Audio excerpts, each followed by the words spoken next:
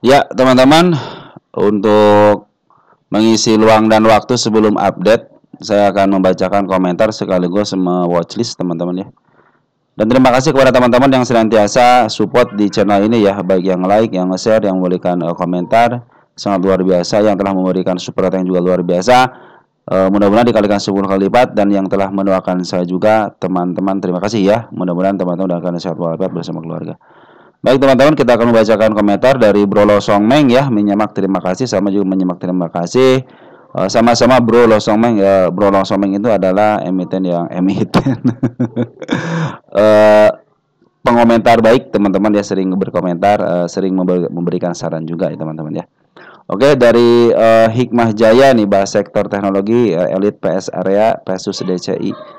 Mungkin kalau untuk pembahasan sektornya, mungkin teman-teman lebih paham lah gitu. Saya hanya membahas tentang TA-nya atau mungkin isiannya aja teman-teman ya, karena biasanya mau sektor apapun teman-teman ya, tergambar dan terlihat jelas emang di lukisan market maker teman-teman ya.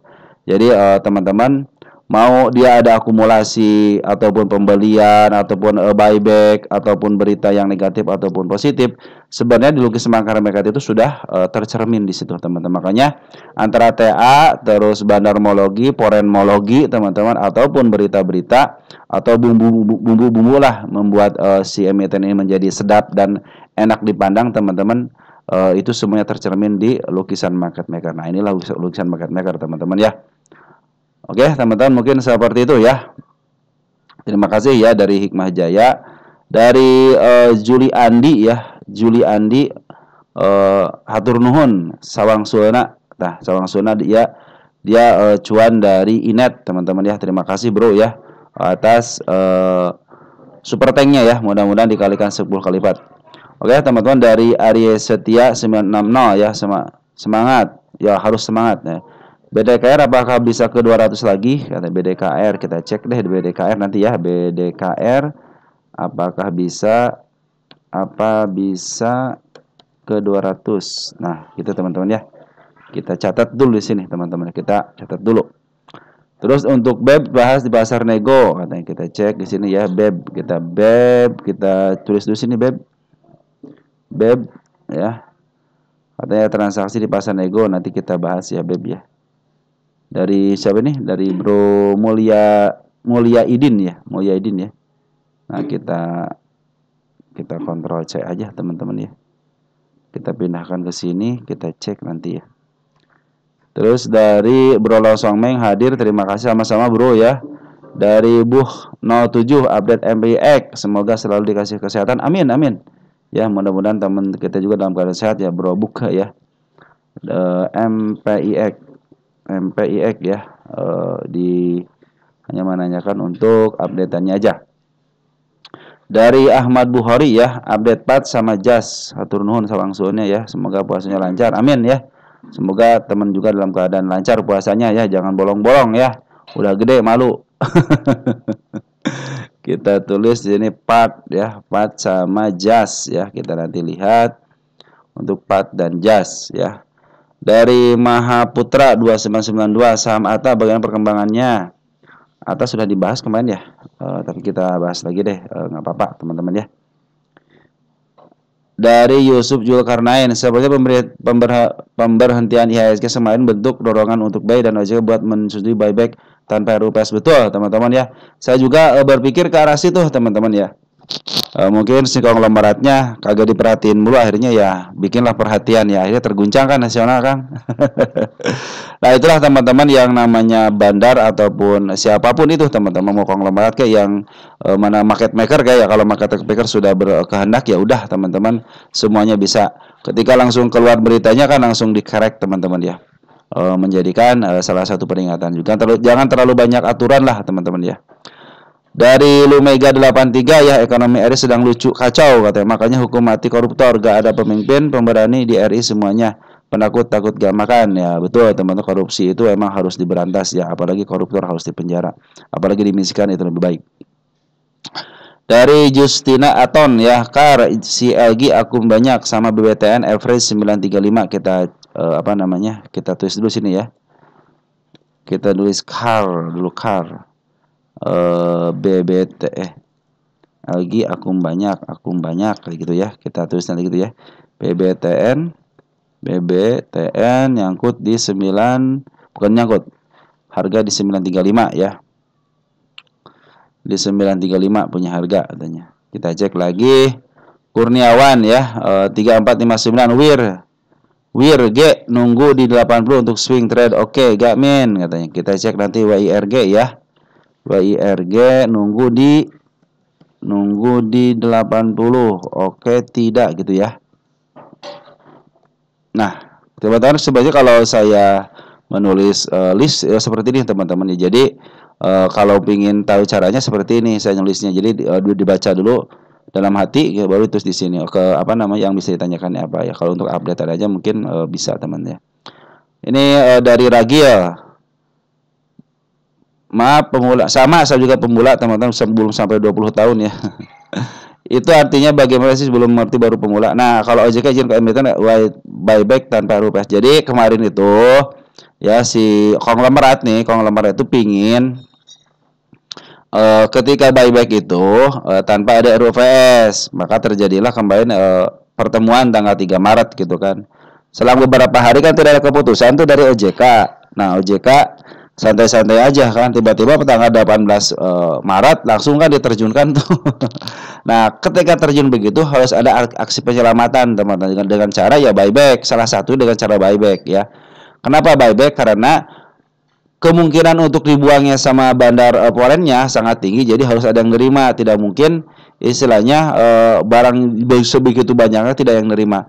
Karena ini ekonomi lagi kurang baik teman-teman ya, harusnya pembuangan itu hanya tinggal beberapa bulan gitu teman-teman ya, karena mungkin banyak duit waktu itu ya, jadi tidak terlalu banyak penurunan. Kalau sekarang kan duitnya sedikit mungkin sedikit perputarannya ya, di IHSG juga semakin sedikit, jadi untuk istilahnya untuk menyelamatkan biar tidak terlalu terjun itu harus ada aksi dari korporasi dengan salah satunya itu buyback saham teman-teman, yang beranggapan bahwa setiap emiten yang di buyback itu anggapan dari seorang yang punya MPT-nya itu sudah mulai murah gitu teman-teman ya.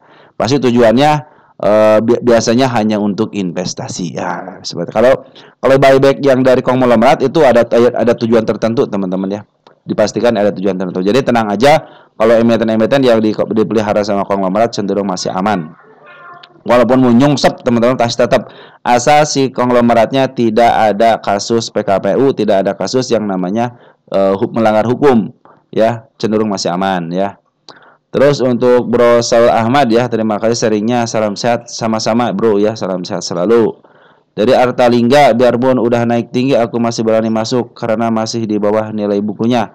Ya teman-teman silahkan aja teman-teman, karena masing-masing teman-teman itu punya pemikiran yang berbeda teman-teman. Modal saya cenderung kalau sudah melewati harga tengahnya saya cenderung tidak pernah masuk. Kalaupun masuk saya dengan persyaratan yang ketat gitu kan, hanya masuk sedikit ataupun nanti kalau average akan sekian mungkin banyak permasukan. Kata kalau teman-teman sudah mulai berani silahkan aja teman, karena setiap keberanian itu teman-teman akan dibalas dengan yang namanya teman-teman hasil ya, pasti dibalas dengan hasil. Baik, dari siapa nih? Ini ada pertanyaan dari atas nih. Sanod II 2809. Ntar kan PSP-nya MTO katanya mau beli saham yang di masyarakat juga. Nah, itu wajib jual atau enggak ya? Semisalnya harganya masih di bawah average kita. Masih soal ANJT ya. Harga MTO kan ambil yang paling tinggi antara harga akuisisi dan harga average 90 hari terakhir, dan berita hitungan akuisisi ada di harga sekisaran 1.750, jadi nggak mungkin jual di bawah average gitu ya. Dari Node STP ya, berarti retail wajib jual ke PSP kata. Go peripat dong berarti. Nah teman-teman ya, jadi ini jam nambah ilmu teman-teman, silahkan teman-teman dibaca ya. Dari Node STP juga, dari Sanad ngebalas, Sanad nih gak wajib, belum ada bahasan delisting, cuma syarat PSP baru wajib tender offer ke pemegang saham publik. Kalau ada yang gak serag dan PSP baru, boleh lepas sahamnya sesuai dengan harga yang ditawarkan. Nah itu teman-teman ya. Nanti untuk ANJT emang soalnya naiknya luar biasa teman-teman. Bahkan di akuisisi juga luar biasa 91% gitu ya. Oke, jadi untuk ANJT sudah dibahas ya di sini nih teman-teman di tanggal 19.03.25 ya. Dari Andi Kaleng bahas fundamental ISEA dong. kalau ISEA teman-teman ya, kita tulis dulu ISEA deh. Sebenarnya ISEA itu untuk saat ini belum bisa dibahas fundamentalnya teman-teman ya, untuk terutama untuk harga wajar ya. Nah kita bahas deh langsung ISEA ya, tunggu sebentar ya. Nah oke teman-teman, kita akan bahas ISEA ya. Jadi kita dari bahas satu aja dulu ya, dibacain komentar, kita akan bahas satu aja dulu teman-teman ya. ISEA kenapa saya bilang tidak ada fundamentalnya? Ini masih dalam tahap konfirmasi teman-teman. Setiap emiten yang baru listing itu tidak ada fundamental. Itu pendapat saya. Kenapa? Karena masih milik bandar teman-teman ya. Setiap emiten yang baru listing dia masih milik bandar ya. Biasa 1 tahun, bisa 2 tahun, tergantung dia istilahnya emiten itu baru menguasai. Nah, salah satu emiten yang saya lagi pantau, yang saya lagi teliti, salah satunya ISEA teman-teman ya. ISEA ini dulu masuknya ke emiten tahun 2024 yang tidak jeblos ke harga dari harga IPO-nya, tapi sekarang sudah mulai jeblos ke harga 50. Berarti nanti si ISEA itu akan saya masukkan ketika nyentuh 50 pas, akan dimasukkan ke penelitian saham 50 yang dijatuhkan. Ini adalah emiten yang dijatuhkan teman-teman ya. Perhatikan 5 tahun tuh. Cuma diangkat sebentar langsung boom ya. Artinya ini dijatuhkan sekali teman-teman. Per hari ini itu bandar lokal kemarin cenderung ngambil nih. Bandar lokal cenderung ngambil. Kalau perhatikan ya, lokal ngambil, ngambil lagi, keluar lagi dikit-dikit. Cenderung ini dipermainkan sama bandar lokal. Nah, kemarin juga sudah mendapatkan jejak kenaikan si ISEA itu secara TA dulu ya. Nah, sebenarnya ini si ISEA ini emiten yang nanti juga akan di-up lagi teman-teman ya. Cuman tinggal nunggu waktunya aja. Kadang-kadang kita sudah lupa baru di-up. Ini sudah angka 50 teman-teman, 51 ya, 51 udah jentuh ya. Berarti ini sudah masuk ke saham penelitian di saham 50 teman. Tunggu sebentar ya, kita masukkan. Nah, teman-teman, ini sudah saya masukkan ya, ini ISEA nih, ISEA ya saya masukkan ya, karena sudah menyentuh 50 ya, walaupun dengan shadow. Nah, ini ada beberapa emiten yang sudah mulai membaik ya, model baik ini sudah mulai membaik, kayak GRPH asli itu baru diletupkan dikit aja, buku dibuka kerannya. Ada TOS. Nah, kalau TOS ada salah satu emiten yang sudah lepas dari, udah selesai pengawalan, karena dia sudah mulai terkejemput. Jadi si TOS ini sudah kejemput teman-teman, harga yang lumayan agak tingginya sudah mulai terjemput si TOS ya.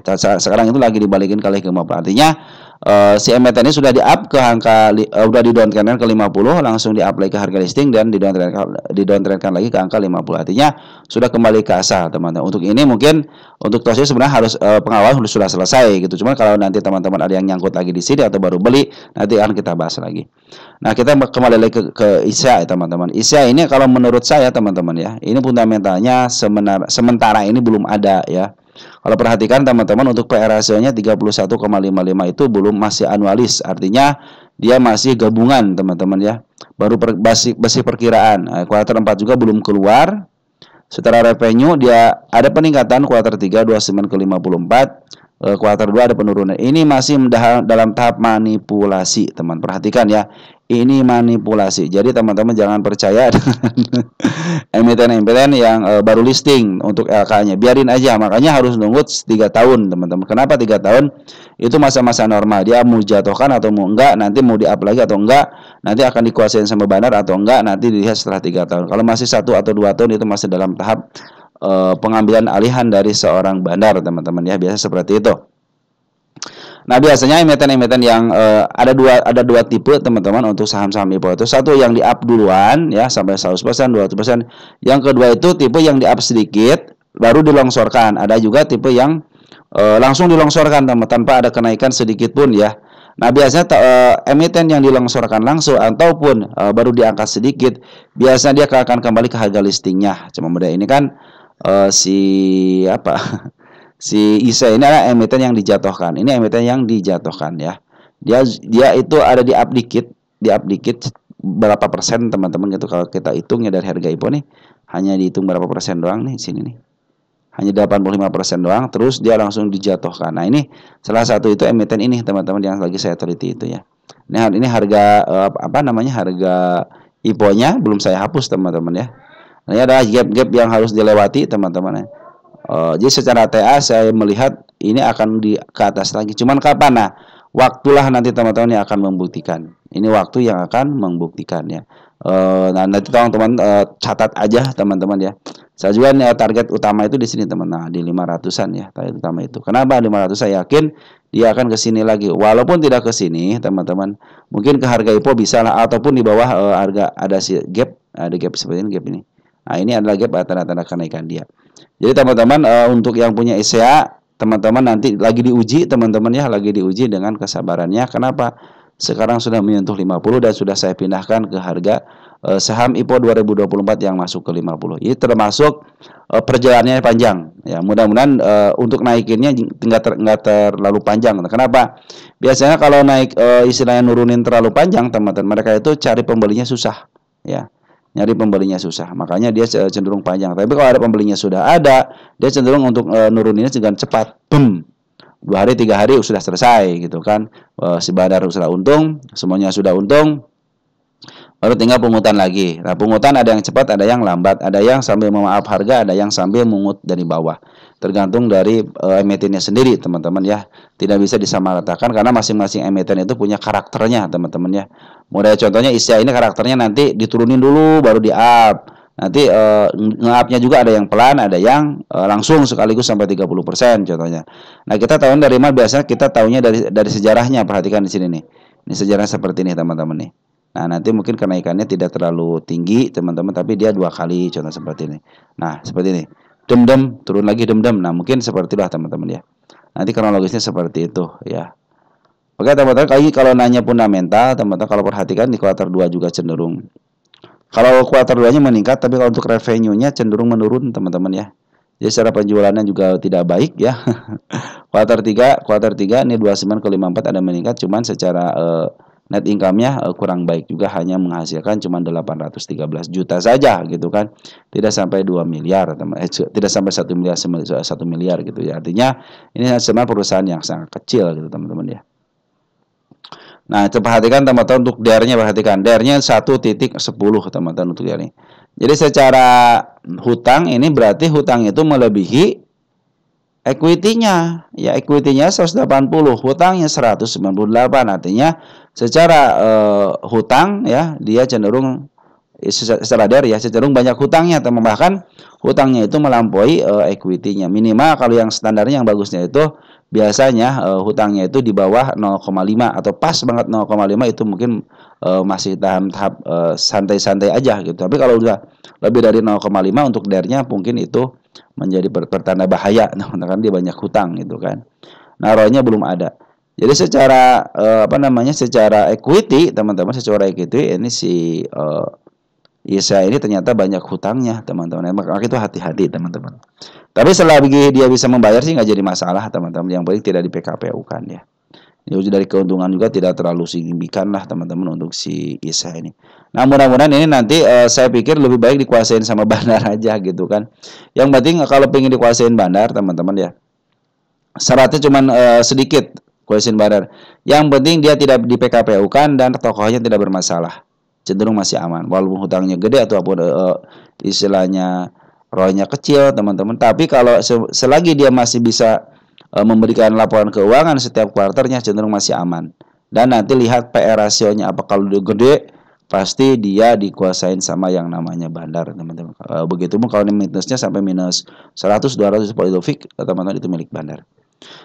Nah, teman-teman, mungkin seperti itu. Jadi ISEA kalau nanya fundamentalnya, dia belum ada fundamentalnya, bahkan terdeteksi sekarang itu hutangnya sudah lumayan besar gitu ya, hampir 1.01, artinya dia sudah 1.10 ya, 1,10 artinya dia sudah melebihi, hutangnya itu sudah melebihi dari equity-nya. Nah, mungkin kabar seperti itu teman-teman ya untuk ISEA ya. Nanti mungkin teman-teman yang lain yang mau dibahas nanti kita akan bahas ya di sesi untuk update ya. Kalau sekarang masih untuk tahap pembacaan emiten-emiten yang akan diupdate. Mungkin sekian dari saya, teman-teman. Kurang lebihnya mohon maaf. Apabila ada yang ditambahkan silahkan ditambahkan, teman-teman ya. Sekian dan terima kasih. Ciao.